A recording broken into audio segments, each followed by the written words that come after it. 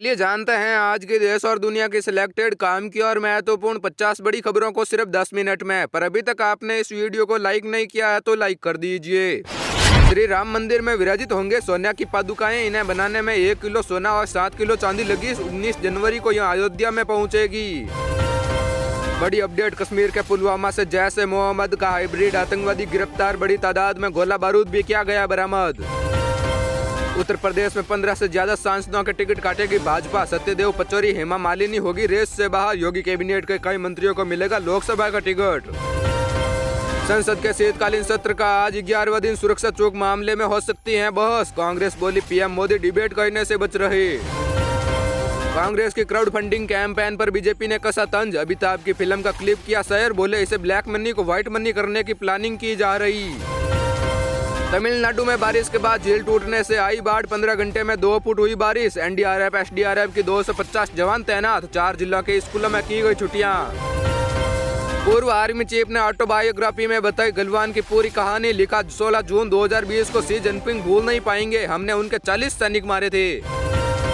निजता के नाम पर महिलाओं के हक को दबाना अब आम बात हो गई है। सीजे चंद्रचूड़ ने कहा महिला अधिकारों को बचाने के लिए कानूनों में बदलाव करना जरूरी।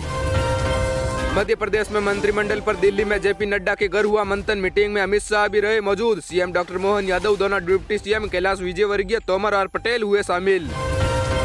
कर्नाटक के स्कूल में बच्चा से टॉयलेट करवाया गया साफ। सेप्टिक टैंक का वेस्टेज हाथों से उठवाया। बीजेपी नेता बोले यह एक अमानवीय घटना है। कमजोर संस्कृत और प्रेयर न पढ़ने पर स्टूडेंट की पिटाई। आरोपी प्रिंसिपल बोली पेरेंट को बताया तो अंजाम भुगतोगे। पतंजलि योगपीठ के स्कूल का है मामला। दिल्ली मेट्रो के गेट में साड़ी फंसने से महिला की हुई मौत। पहले प्लेटफॉर्म पर घिसती चली गई, फिर ट्रैक पर जा गिरी। इलाज के दौरान दम तोड़ा। महादेव ऐप कैश मामले का एक आरोपी नोएडा से किया गिरफ्तार। बेटिंग के जरिए करोड़ों ठगे। 1 हफ्ते पहले यूएई में पकड़ा गया ओनर रवि उप्पल।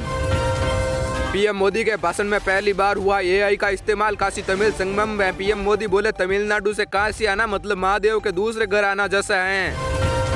हरियाणा में अब सीधे दर्ज नहीं होंगे दहेज के केस। पहले पुलिस जांच करेगी फिर लगाएगी धारा 498। डीजीपी ने अफसरों को दिए आदेश।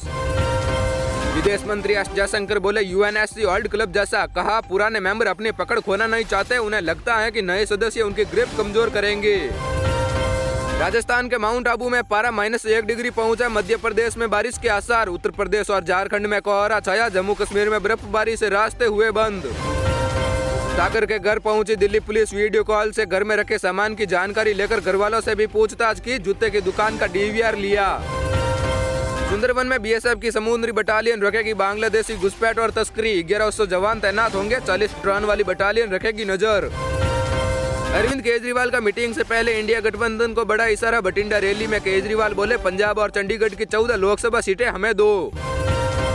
कांग्रेस नेता पी चिदम्बरम बोले भाजपा चुनाव ऐसे लड़ती है जैसे वह आखिरी लड़ाई हो। 2024 की हवा बीजेपी की तरफ है। चुनाव से पहले कांग्रेस नेतृत्व अपनी कमजोरी दूर करे। अंडरवर्ल्ड डॉन दाऊद इब्राहिम कराची के अस्पताल में है भर्ती। मीडिया रिपोर्ट में जोर देने की आशंका जताई। जानकारी हासिल करने की कोशिश कर रही मुंबई पुलिस। मुंबई में बम धमाके कराने का है आरोपी।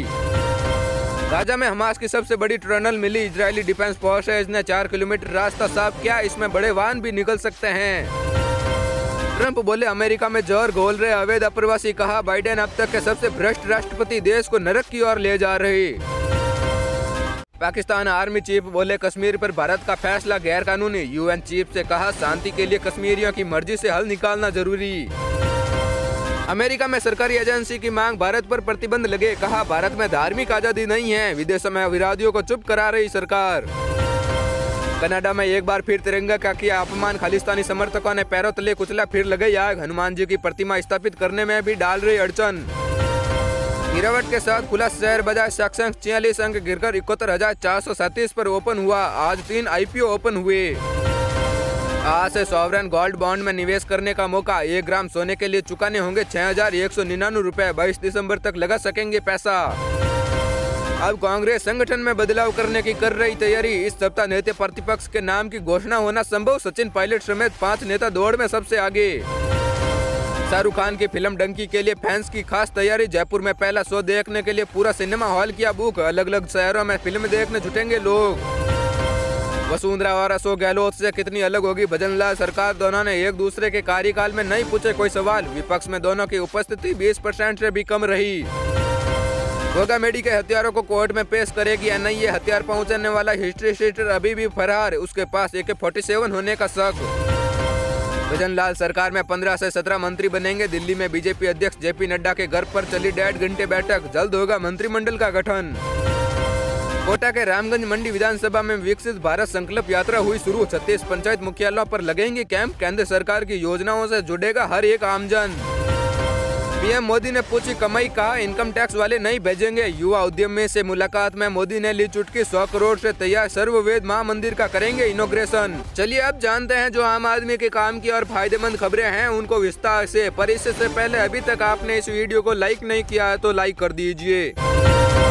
सुरक्षा चूक का मुद्दा गरमाया। लोकसभा और राज्यसभा को 2 बजे तक किया स्थगित। स्पीकर बोले घटना पर राजनीति होना दुर्भाग्यपूर्ण। सदन में तख्तियां और नारेबाजी करना सही नहीं। जी हां, संसद के शीतकालीन सत्र का आज 11वां दिन है। संसद में हुई सुरक्षा चूक के मसले पर लोकसभा में लगातार 5वें दिन हंगामा हुआ। लोकसभा स्पीकर ओम बिरला ने कार्यवाही शुरू होते ही 15 मिनट की स्पीच दी। कहा कि घटना पर राजनीति होना दुर्भाग्यपूर्ण है। हंगामा बढ़ा तो सदन की कार्यवाही 12 बजे तक स्थगित की गयी। 13 दिसंबर को लोकसभा में घुसपैठ हुई थी। 12 बजे लोकसभा की कार्यवाही शुरू हुई। असंदी पर राजेंद्र अग्रवाल थे। इसी बीच कम्युनिकेशन मिनिस्टर अश्विनी वैष्णव ने कम्युनिकेशन बिल 2023 पेश किया। इस दौरान विपक्षी सांसदों ने फिर नारेबाजी की और तख्तियां लहराई। अग्रवाल ने विपक्षी सांसदों से जगह पर बैठने को कहा तो वे माने नहीं और सदन की कार्यवाही 2 बजे तक स्थगित कर दी गई। वहीं राज्यसभा में भी लोकसभा में हुई घुसपैठ मुद्दे पर हंगामा हुआ। सदन की कार्यवाही पहले 11:30 बजे तक स्थगित की गई। इसके बाद जब कार्यवाही दोबारा शुरू हुई तो विपक्षी सांसदों ने नारेबाजी की और गृह मंत्री अमित शाह से बयान देने की मांग की। इसके बाद कार्यवाही को 2 बजे तक स्थगित कर दिया गया। स्पीकर ओम बिरला ने कहा कि संसद की सुरक्षा चूक मामले में उच्च स्तरीय जांच जारी है। मामले में जांच कमेटी गठित की गई है। पहले भी जब इस तरह की घटनाएं हुई हैं तो पूर्व स्पीकरों के जरिए ही जांच प्रक्रिया आगे बढ़ी है। यह दुर्भाग्यपूर्ण है कि इस घटना को लेकर राजनीति हो रही है। सदन में लोकतांत्रिक व्यवस्था के तहत ही चर्चा होनी चाहिए। सदन में नारेबाजी करना, तख्तियां लाना, विरोध करते हुए वेल में आना, असंदी के पास आना ठीक नहीं है। देश के लोग भी इस तरह के आचरण को पसंद नहीं करते हैं। लोकसभा से जिन सांसदों को सस्पेंड किया गया है उसका सुरक्षा चूक से कोई लेना देना नहीं है। पीएम मोदी ने सर्ववेद महामंदिर का इनॉग्रेशन किया। 9 संकल्प दिलाए। कहा एक गरीब परिवार का संबल बनिए, उनकी मदद करिए। जी हां, प्रधानमंत्री नरेंद्र मोदी का सोमवार को काशी दौरे का आज दूसरा दिन है। पीएम मोदी ने उमरा स्थित सर्ववेद महामंदिर का इनॉग्रेशन किया। 20 साल में 100 करोड़ की लागत से यहाँ मंदिर तैयार हुआ है। पीएम मोदी ने 7 मंजिला मंदिर की दीवारों पर उकेरी अद्भुत नक्काशी देखी, फिर जनसभा को संबोधित किया। उन्होंने गरीबी मिटाने के लिए लोगों से आग्रह किया है कि कम से कम एक गरीब परिवार का संबल बनिए, उनकी मदद करिए। उन्होंने लोगों को 9 संकल्प भी दिलाए। लालू यादव बोले क्या है मोदी मिलकर हटाएंगे। गठबंधन की बैठक के लिए दिल्ली निकले। गिरिराज ने कहा हिम्मत है तो नीतीश मोदी के खिलाफ चुनाव लड़ें। जी हां, इंडियन नेशनल डेवलपमेंट अलायंस की बैठक 19 दिसंबर को दिल्ली में होने जा रही है। बैठक में शामिल होने के लिए आरजेडी सुप्रीमो लालू यादव बेटे तेजस्वी के साथ दिल्ली रवाना हुए। पटना एयरपोर्ट पर उन्होंने कहा कि हम सब लोगों को मिलकर लड़ना है और मोदी को हराना है। इसी बीच केंद्रीय मंत्री गिरिराज सिंह ने बिहार के मुख्यमंत्री नीतीश कुमार को चुनौती दे डाली। गिरिराज ने कहा कि मैं नीतीश कुमार को चुनौती देता हूं कि वाराणसी की रैली से ऐलान करे कि नरेंद्र मोदी के खिलाफ चुनाव लड़ेंगे। गिरिराज ने यह भी कहा कि अगर नीतीश कुमार ये ऐलान करते हैं तो इंडिया गठबंधन उन्हें पीएम का उम्मीदवार मान लेगा। दरअसल नीतीश कुमार ने लोकसभा चुनाव को लेकर तैयारियां तेज कर दी हैं। नीतीश 24 दिसंबर को पीएम मोदी के लोकसभा क्षेत्र वाराणसी में रैली को संबोधित करने जा रहे हैं। माना जा रहा है कि यहाँ से वे बीजेपी के खिलाफ चुनावी बिगुल फूकेंगे। नीतीश के इस ऐलान के बाद सियासी पारा भी बढ़ गया है। जहाँ जदयू नीतीश कुमार की इस रैली को सफल बनाने के लिए तैयारियां में जुट गई है, वहीं बीजेपी लगातार नीतीश कुमार पर निशाना साध रही है। नीतीश कुमार की रैली से जुड़े सवाल पर गिरिराज सिंह ने भी अपनी प्रतिक्रिया दी है। गिरिराज ने कहा कि नीतीश कुमार वाराणसी में जाए रैली करे, उन्हें कोई नहीं रोकता, लेकिन मैं निवेदन करता हूं और चुनौती भी देता हूं। आपका इंडिया गठबंधन पीएम का उम्मीदवार मान लेगा अगर आप में हिम्मत है कि वाराणसी की रैली से ऐलान करे कि नरेंद्र मोदी के खिलाफ वे चुनाव लड़ेंगे।